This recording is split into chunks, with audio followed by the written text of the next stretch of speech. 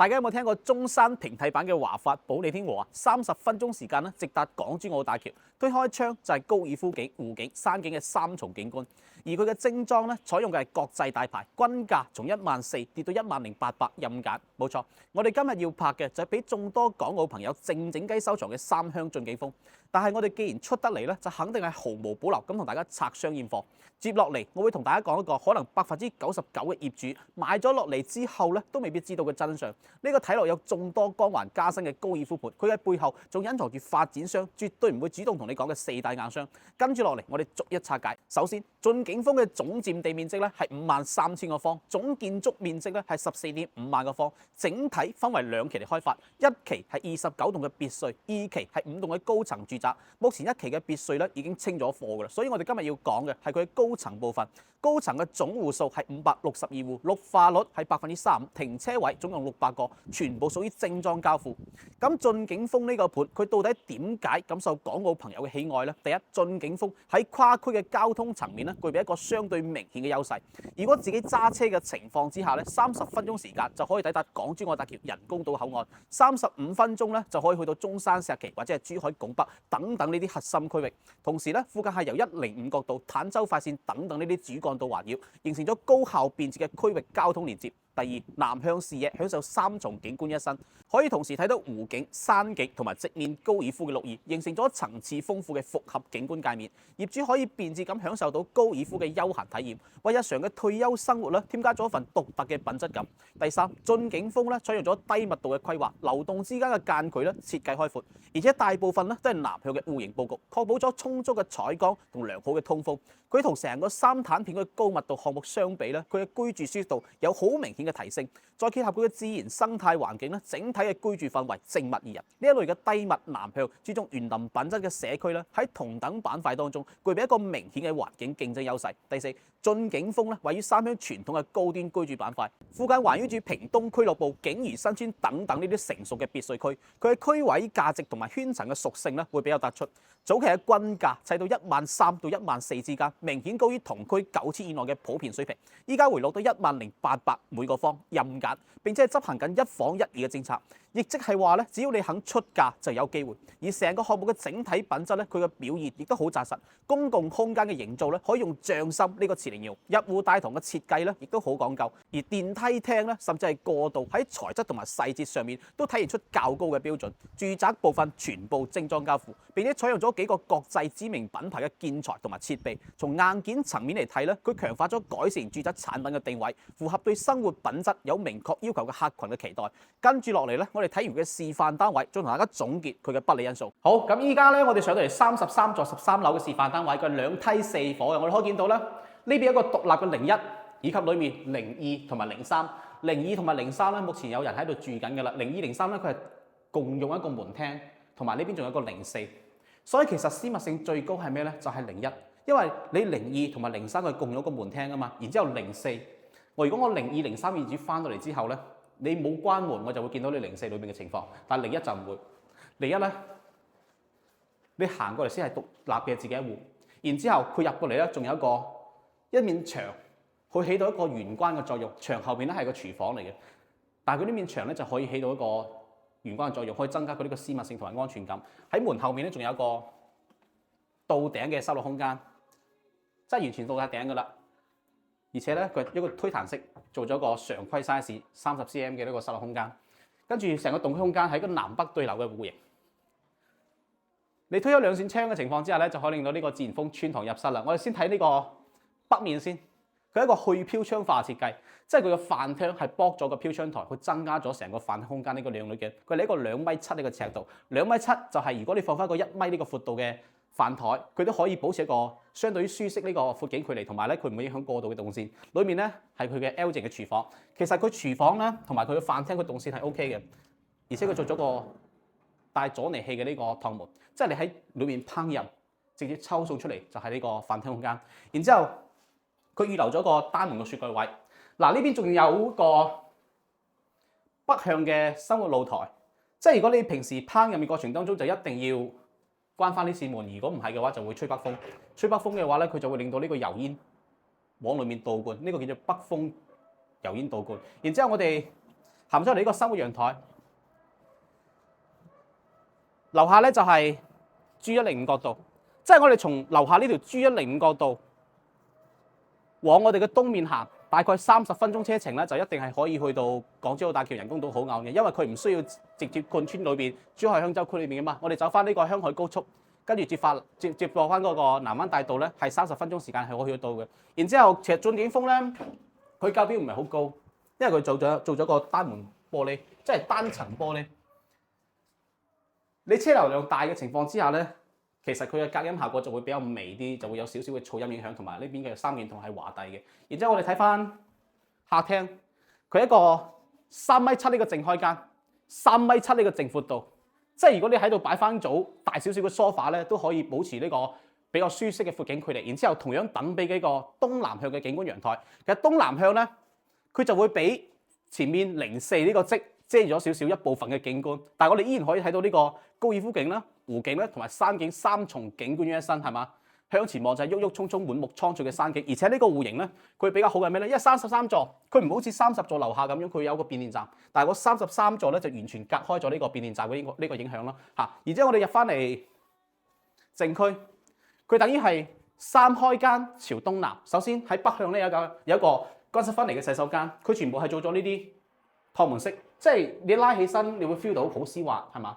然之後全部做晒啲濾扣板去防潮防濕嘅。呢度個鏡櫃咧帶埋燈帶同埋除霧嘅功能。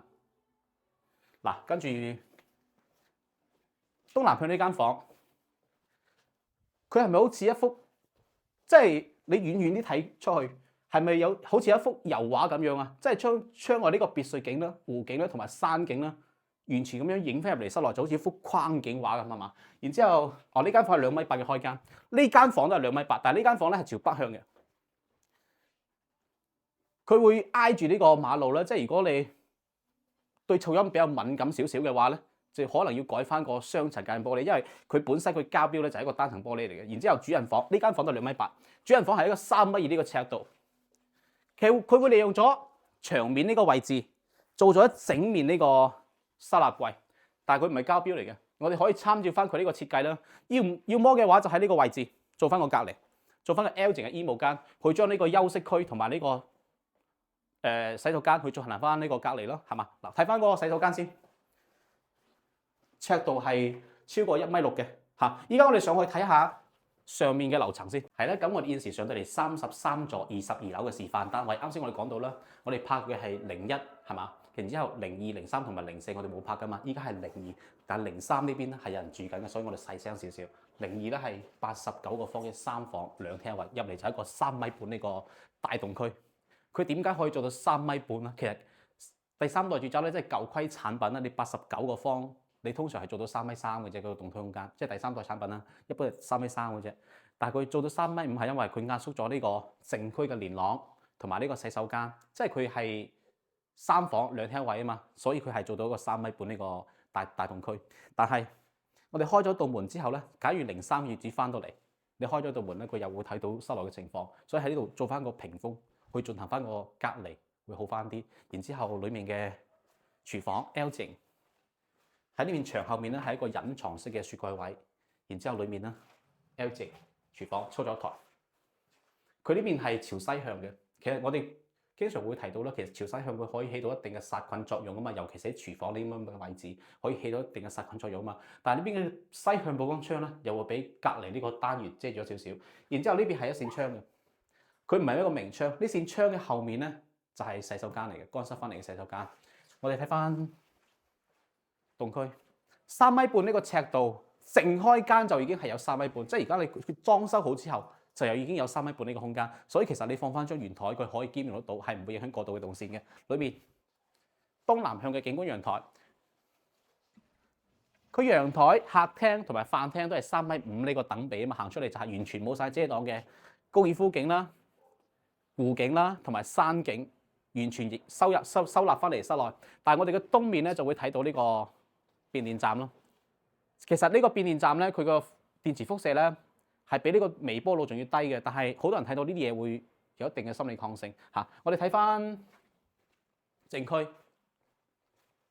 佢呢個戶型係3開間朝冷哦，兩開間朝冷。首先主人房係坐喺最出邊嘅，主人房就冇配置呢個獨立洗手間啦。呢度接做咗個縮細版嘅衣櫃。佢呢個衣櫃咧就唔係常規 size 嚟，佢做咗個縮細版。即係如果你做唔到60cm 嘅情況之下，就好似佢哋放衫，女士嘅衫細件少少，你都要打斜放啦，係嘛？然之後佢嘅睡房咧係一個3米2呢個尺度，3米2東南向，搭配呢個東南向呢個曝光窗，係嘛？你坐喺度望翻出嚟呢個景，佢真係好似一幅油畫咁樣，框景畫咁樣，係嘛？唔需要任何設計，呢啲叫做室外場景室內化，係嘛？自動搭配嘅。然之後第二間房，呢間房咧係朝西南，西南向嘅話咧就會比較熱少少咯。同樣佢前面係完全冇晒遮擋嘅。嗱，呢間房係一個2.7米呢個面寬，然之後洗手間肯定就要乾濕完全3分離啦。跟住佢嘅尺度其實係好舒服嘅，1.8米應該都有。然之後嗱，呢面牆身後面就係廚房啊嘛。跟住睇埋呢間房就係完全嘅西向啦。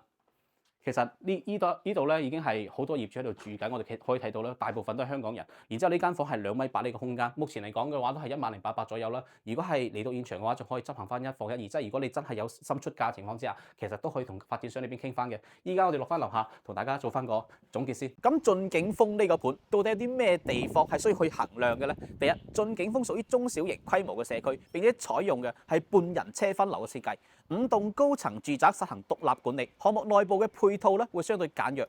除咗兒童區之外咧，並冇規劃其他嘅大型休閒設施。需要注意嘅係社區嘅內部咧，仍然設有地面嘅停車位，未能夠實現完全嘅人車分流，對居住嘅靜默性同埋步行嘅安全咧，可能會產生一定嘅影響。咁第二點係咩咧？係土地嘅產權年限嘅問題。目前咧係剩翻46年嘅啫，因為佢嘅地塊咧係01年攞翻嚟嘅，所以佢嘅土地使用年限咧，相對全新嘅項目嚟講會有所縮短。雖然產權年限縮水嘅問題唔會影響佢嘅居住，但喺資產屬性同金融支持嘅層面咧，會形成明顯嘅短板。關於呢一點咧，相信裡面99%嘅業主係唔知情嘅。咁第三點係咩咧？係缺乏配套。駿景峰喺生活配套方面咧，亦都存在明顯嘅短板。由於成個項目咧係冇規劃底商嘅，所以日常嘅購物咧需要依賴1公里左右嘅屏東市場，生活嘅便利性咧比較依賴私家車嘅出行，所以喺國內生活咧，你會好快適應用美團。其實依家美團裏邊咧，依家所有嘅生鮮啊、藥物啊，甚至乎你日常能夠使用到所有嘅嘢咧，佢都有晒。半個鐘頭咧，佢就可以送到上門，唔需要行出街買。